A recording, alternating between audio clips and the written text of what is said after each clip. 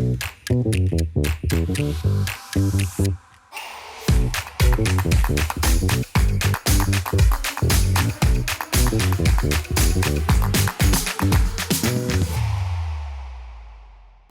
to the Lions Table Podcast. This is episode 3, which is all about how to actually get started and position your business for success.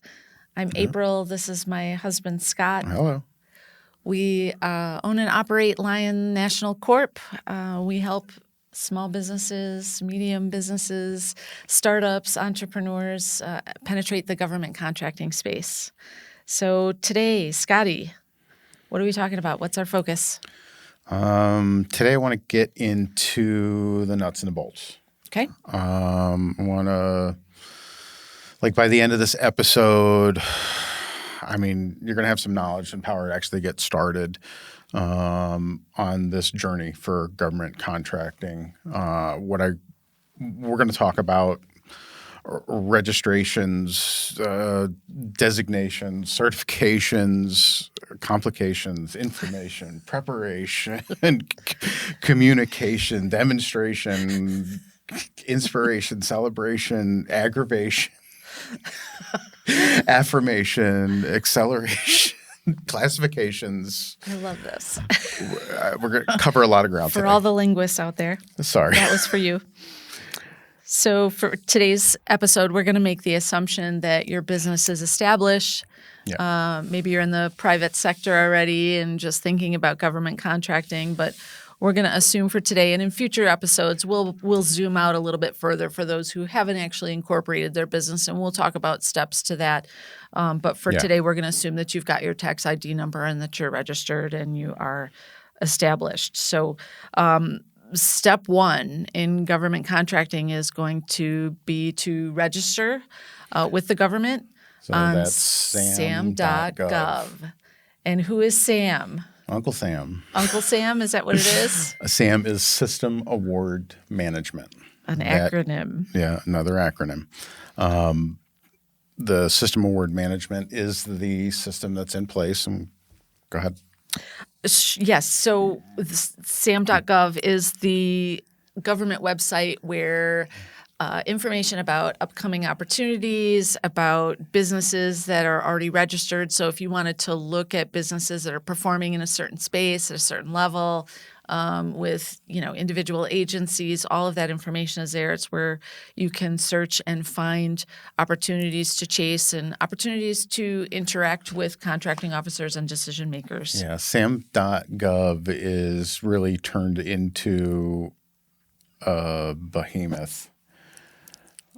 And true. Not our favorite website. Well, it creates a lot. There's a ton of information that's in there. It is like the go-to place for you to be looking for opportunities, for you to be determining, wages that are going to be in the areas that you're going to work in. There's so many different areas that are within SAM. I would say it's just not maybe the most intuitive and user-friendly interface we'll get out into there. We'll get into worry. ways to navigate that, and then we're going to help.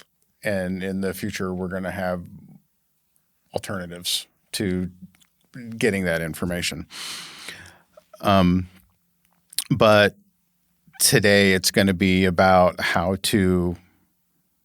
What you got to register with SAM. So what do you need to register? You're going to need gather all of your paperwork. Make sure that your data is accurate. So, for example, we see this all the time. Someone has one address for their business with the IRS and another address for their business on their state registration. This is going to cause you a headache later. So first you want to make sure that your data is consistent, that your ducks are in a row, and that you have all of that gathered. Yeah, there's a checklist that Sam actually has. We'll go ahead and post that on the link to this podcast so that you can actually click on that and you can see all the information that you need. Yep, we'll put it in the comments. Ahead of time. It's just a link to, like he said, a handy checklist that it's not just a checklist. It actually is a list of every single question that you're going to be asked to go ahead and register. So it's super helpful, and we'll just show you where that's at.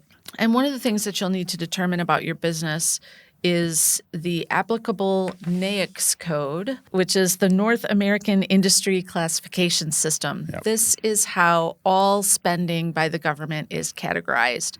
So you need to tell the government which NAICS codes you'll be working under. And this is broad and generalized. You can have as many NAICS codes attached to your SAM registration as you like. Even if there's something ancillary or adjacent to what you do, you might want to throw it in there. If you come across an opportunity later on down the road and you say, well, this looks like an opportunity that I want to pursue, but I don't have this NAICS code on my registration. How do I find what NAICS code is the right NAICS code for my business? Yeah. So what you're going to do is you can literally go to Google and type in NAICS code keyword search. Yep. And there are multiple tools, but there's lookup tools where you can actually punch in just categories of things. So if you were in the construction industry, you could type in construction and all of a sudden it's going to dump out a whole bunch. If you're in facility management, it's going to dump out a whole bunch. And then you can actually go through there and choose applicable ones. And those are the ones that you're going to register within the SAM registration for your business. Right. So, for example, if you're a construction company, there's going to be commercial construction, there's industrial construction, there's residential construction. What are the ones that are burned in your brain? 236, 220, and general construction. Yes. Yeah. I mean, there's a bunch that I come in enough contact with that I know them all by heart. But again, if you're a GC, you're going to want to also choose the trade NAICS codes because there might be a painting or roofing or electrical, whatever job in another category that you might be interested in. It's within your interest to make sure that you are putting all applicable codes for what you do and actually might do within your registration. There's also another thing called PSC codes. PSC, Product Service Code. Yep. So NAICS codes are about what the business does, and PSC codes are more about what the government is intending to buy.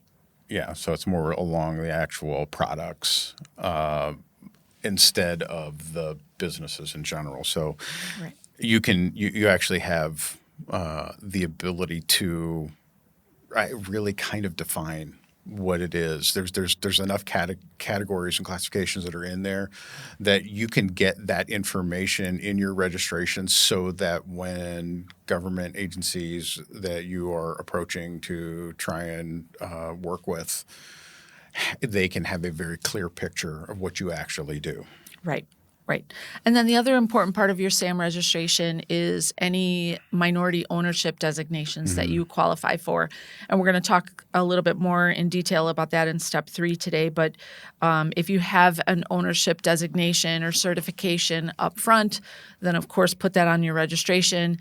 If you acquire a certification later on down the road, then you just go back into your record and you add it as appropriate. When you are registered, you're going to get a UEI acronym. That is a unique entity identifier. And that is the number, kind of like a tax ID number. It's an alphanumeric number that is assigned to your business, again, for the purposes of tracking payments and contracts. If you're going to look at opportunities in the federal marketplace that are with anything that's under the DOD blanket, you're going to get a cage code that'll be assigned to you as well. That's a 5-digit alphanumeric.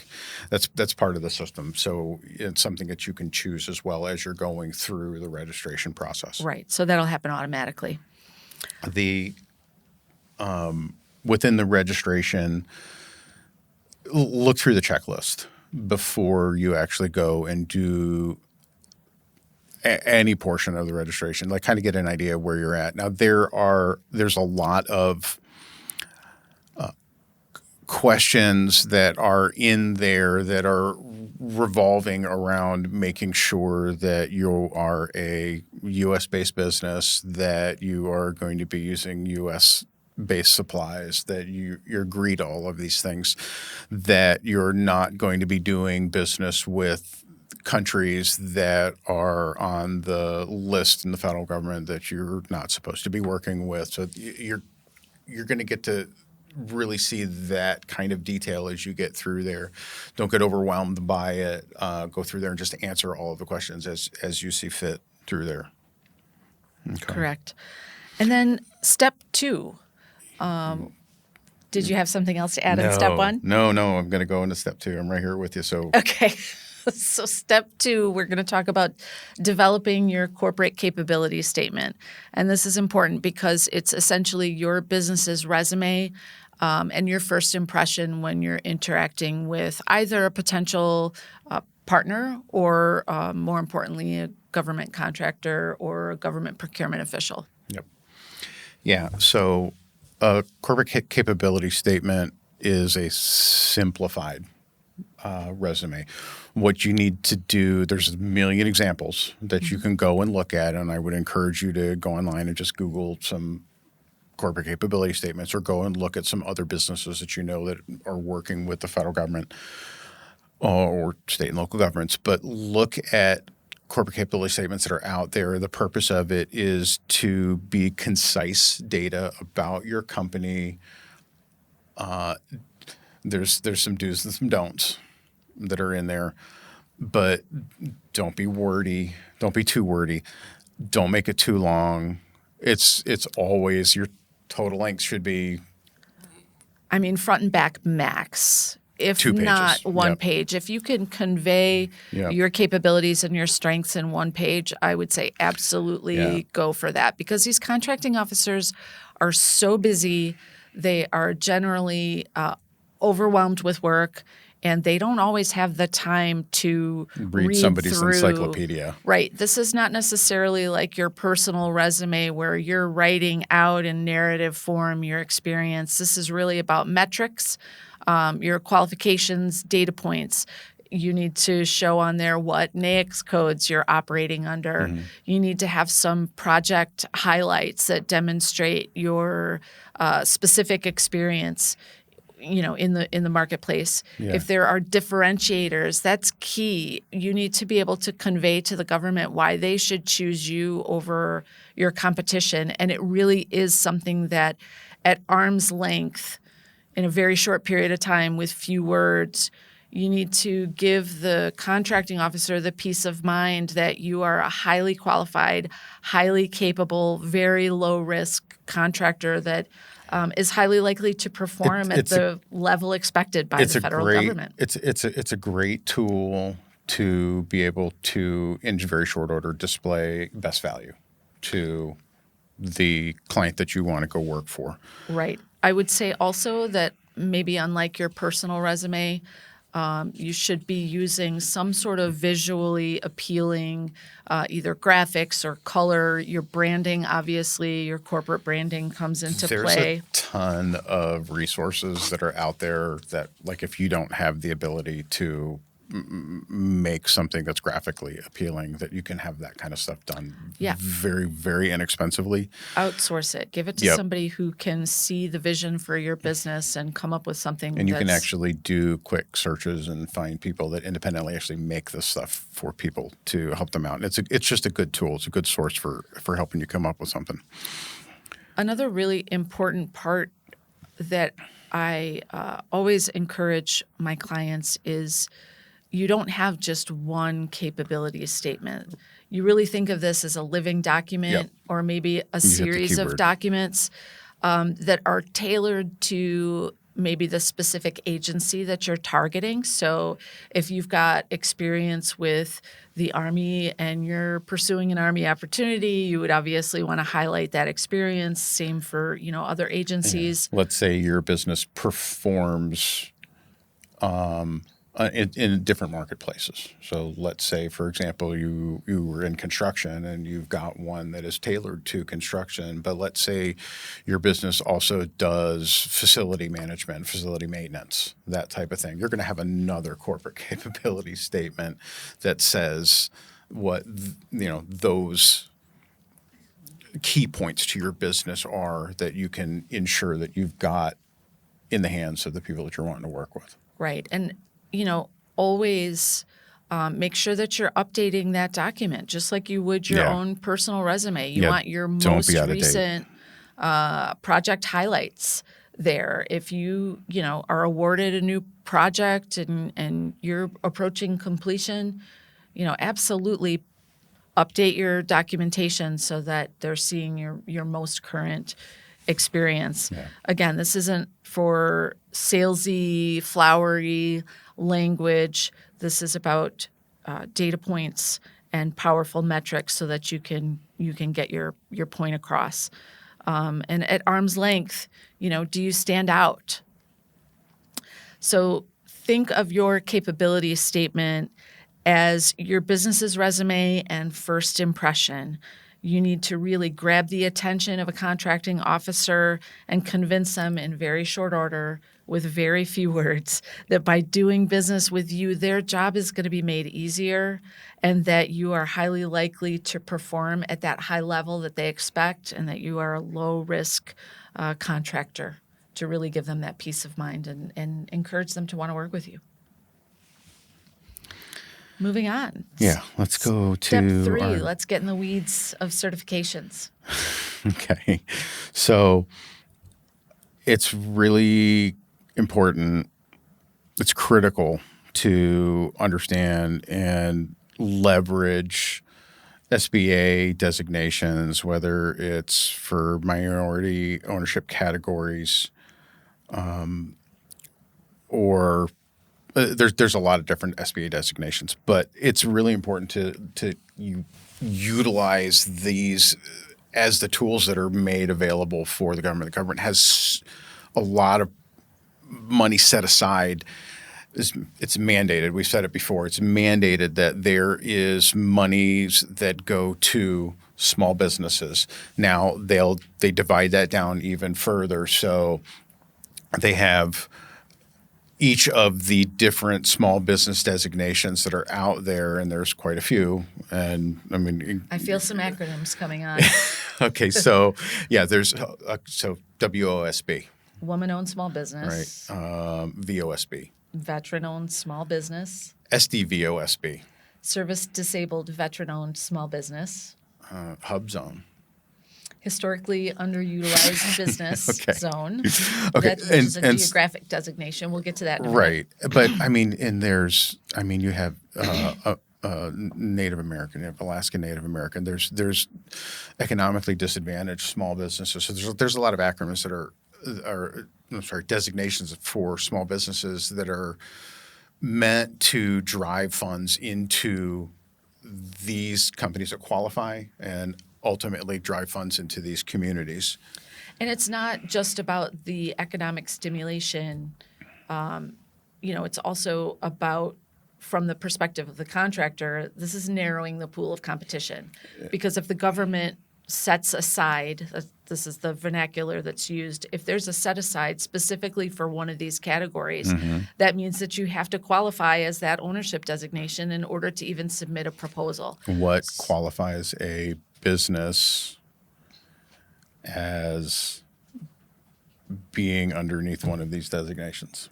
So Well, that if varies. If it's a WOSB, how? Right. So a woman-owned small business means any business that is at least 51% controlled and owned by one or more women. It's a pretty simple, self-explanatory.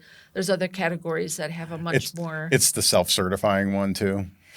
That's correct. Women-owned businesses, that is the one category where you can self-certify. And that's usually adequate for most contracting opportunities. There are exceptions where a third-party certification is required. And if you go to the SBA's website and go to their section on women-owned small businesses. There's a few companies that they have it hired and changes. tasked. I've noticed it change over the years, but there's usually 3 or 4 companies that are authorized by the federal government to provide those certifications, and That's it's pretty cheap. inexpensive. Yeah. It's a couple $100 to be externally certified. The veteran-owned designations, that's all handled by the Veterans Administration, so that's where you are working to complete your application and for that certification.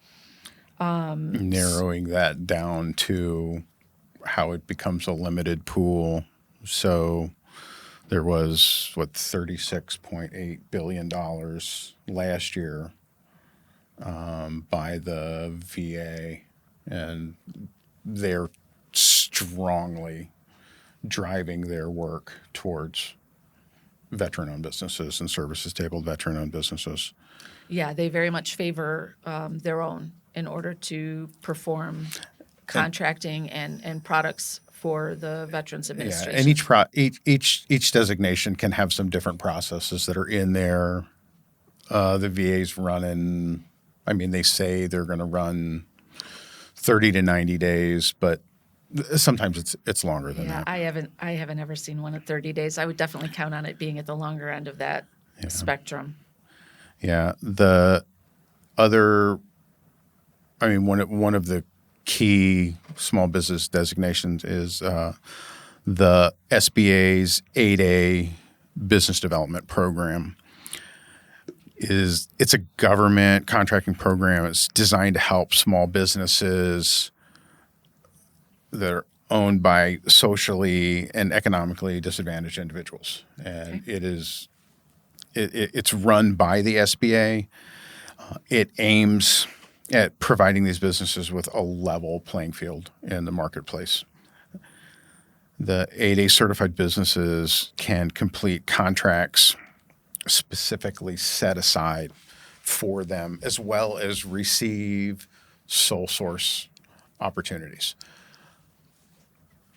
This is a key business designation because we have seen more money going to 8A programs than probably any other of the small business designations that are out there. Right. And I don't want our listeners to miss what you just said in terms of sole source opportunity, SOLE.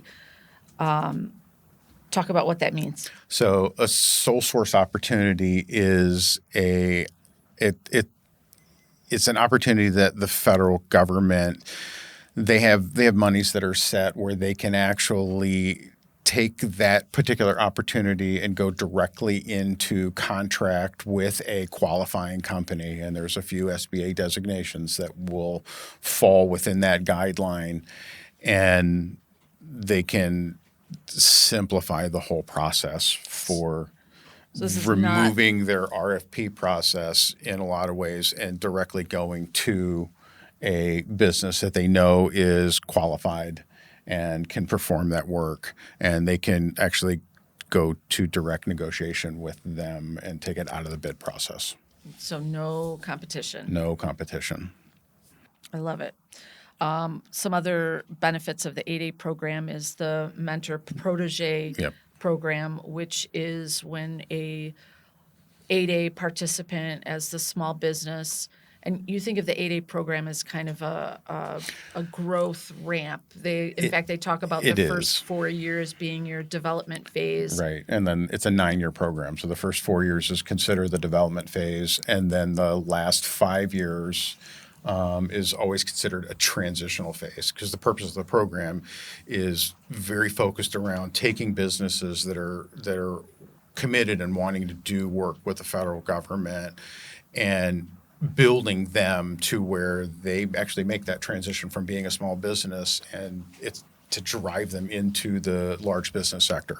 And it's a great program for doing that. And there are a mentor many businesses that do that. A mentor protege agreement is something that's recognized by the Small Business Association as a partnership between a large business and an 8A participant, where the 8A participant as the small business gets to leverage the personnel, the technology, the cash flows, maybe bonding capacity, the knowledge and expertise of the large business as their mentor in order to gain access to large contracts that they wouldn't be able to perform on their own. It can be an absolutely invaluable experience to the small contractor in terms of, again, learning those systems, learning, what does personnel look like when you scale up to, from a $1 million job to a $100 million job. Yeah. Maybe they don't have access, like I said, to the technologies or the software that they need in order to effectively perform. So it's a great way to, take a small business and put them under the wing of a large, successful business. And again, help them And transition. create partnership opportunity. Partnership opportunities are created also by the government that are favorable to businesses that are in a mentor protege program. So it's really easy to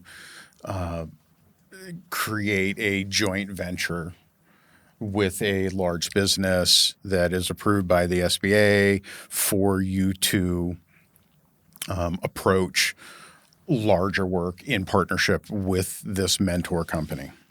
Right.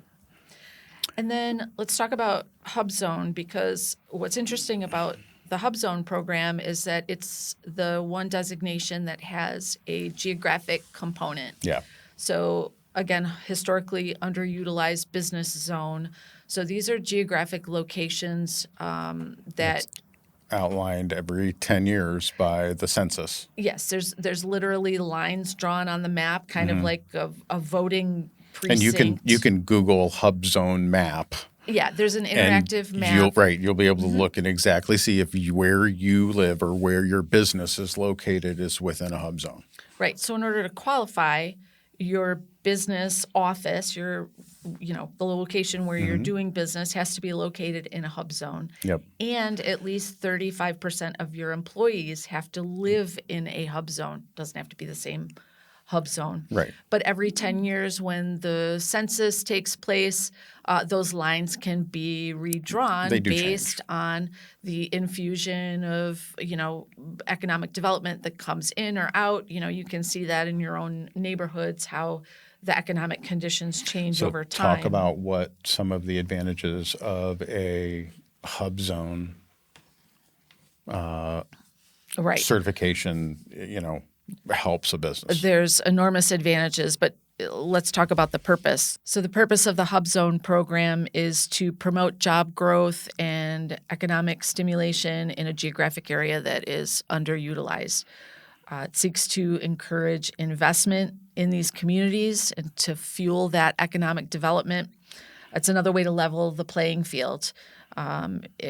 Just one example is there's what's called a 10% price concession. When evaluating a bid price from a hub zone contractor in an open competition scenario against other bidders, the hub zone price is first reduced by 10%. So in this example, if a hub zone bid is $100,000, it actually is evaluated as being lower than someone else's bid for $91,000, which is a huge advantage when pursuing work for those contractors.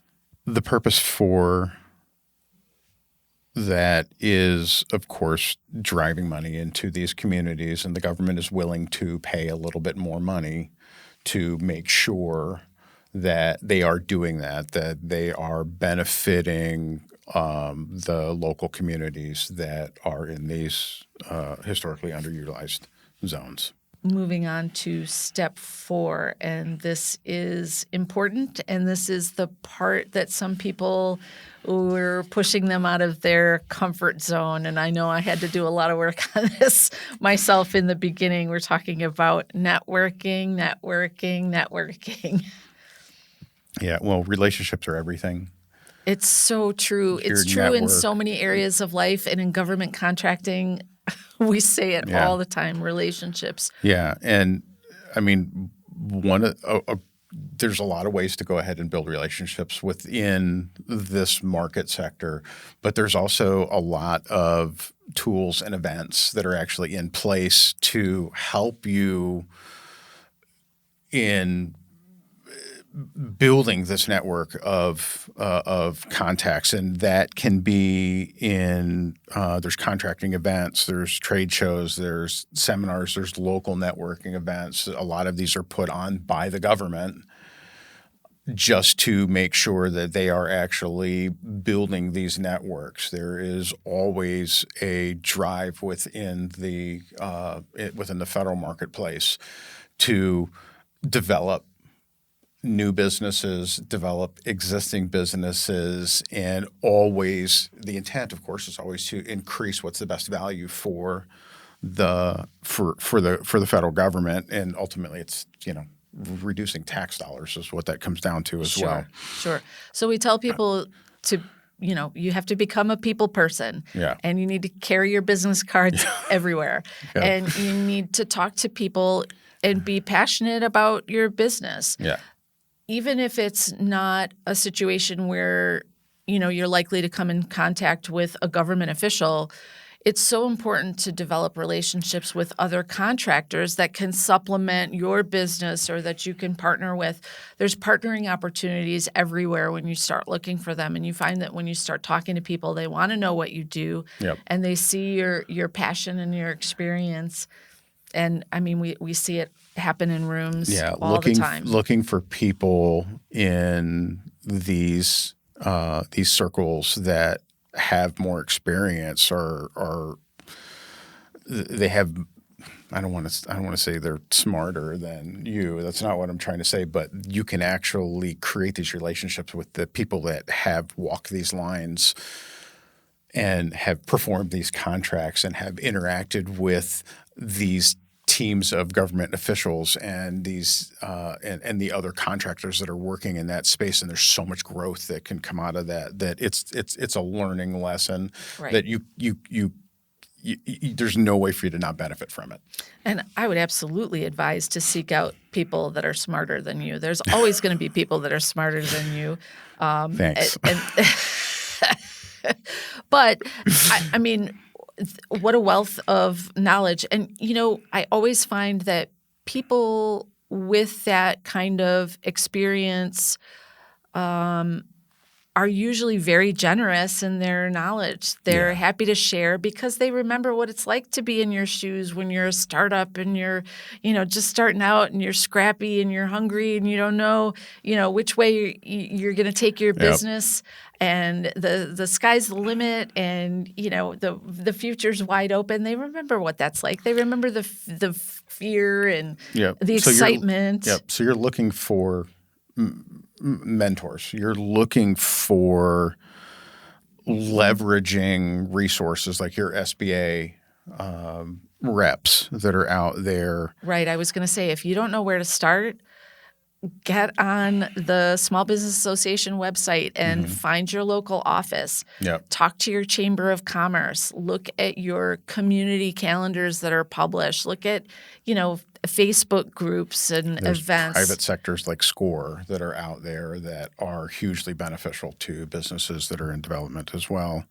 Right. So there used to be the PTAC, which was the Procurement Technical Assessment Centers, and that's changed. That's converted to it's Apex Accelerators. Apex Accelerators now, which is not an acronym. Right.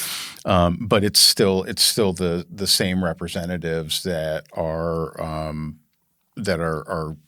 building businesses within the government opportunities that are out there. Right. And that is their job.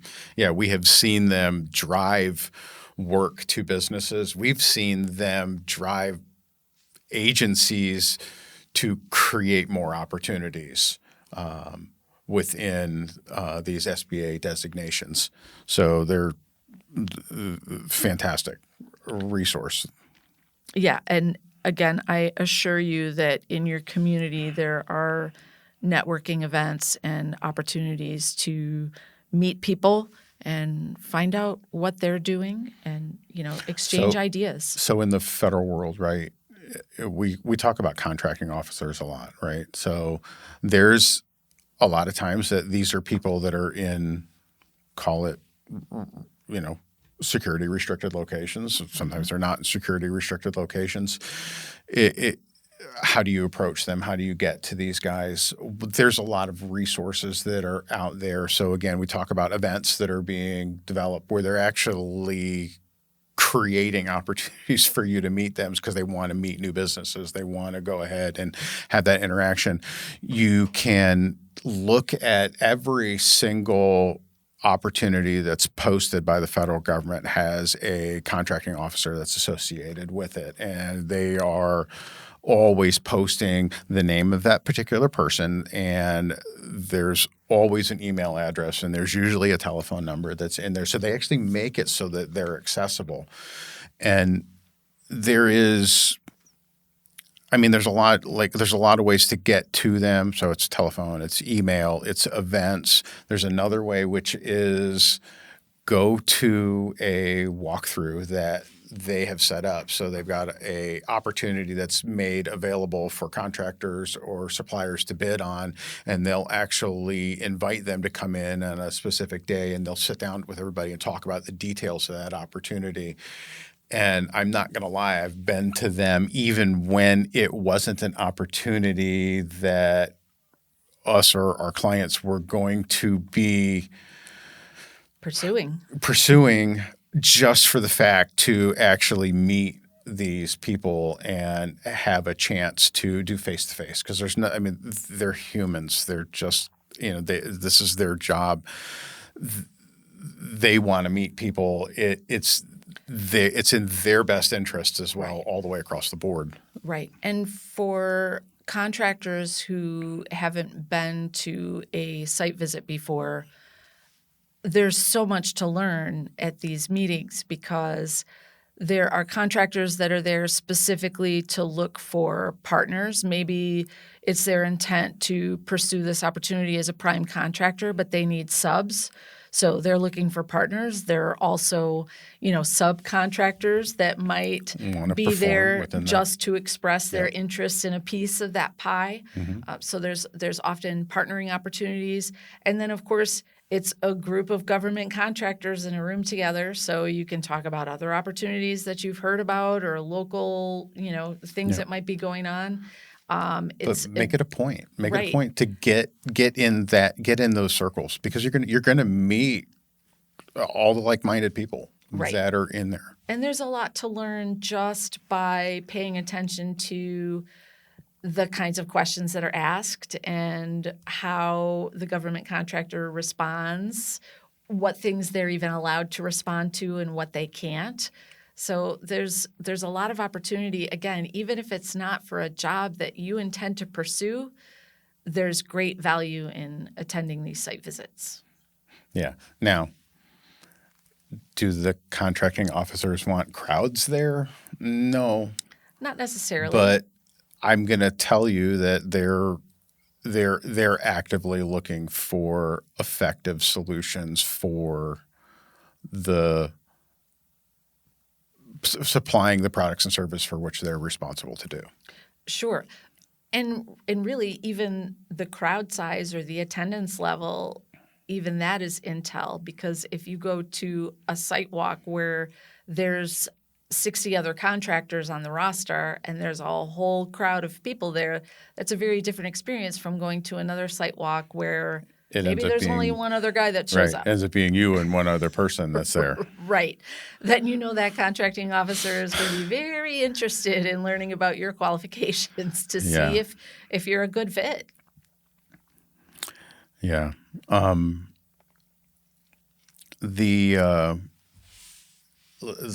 of the great advantages in the SBA designations are that, again, these opportunities are made available for these companies. I've actually worked with a business that they had their goal. So, they had their financial goal set for, what the next year is supposed to be. And through working with other businesses in all of the programs that we're talking about, I had the privilege of delivering the excess of that company's next year goal on December 31st one year. So they were starting on January 1st with contracts that had already exceeded what their goals, their growth models were for the next year. I remember that. And the award notice was dated December 31st. Yep. And we got to tell the, executives, the C-suite, that they had met their sales goal for the following year. Yep. Before the year had started. Yep. Yeah, that's an So- awesome success story. And that just, that's a great example of the power of those partnerships. That happened to be a mentor-protege scenario It where was. that was a contract that the 8A partner likely wouldn't have been considered for because they wouldn't have had, again, the personnel, the bonding capacity, the experience to touch a project of that size. Yeah, and it's an enormous opportunity. But it's life changing too. You're taking a business who might have $2 million or $5 million or $25 million, wherever your level is, and give them an opportunity to exponentially expand their business's capability by leaning into what these money streams are designated for and how to go ahead and utilize that and how to make these partnerships really work for you and also making them work for your client. Right. And since we've now been doing this for a while, I mean, it's just been such a privilege to look back over the years and think about our clients that, now might have 25 or 30 employees. When we engaged with them 5 or 6 years ago, maybe they had 2 employees, and maybe there was a part-timer. Maybe they started with $250,000 of annual revenue, and to see a client grow to 10 million and then 30 million and then 80 million, the rewards of that as a consultant and as a partner,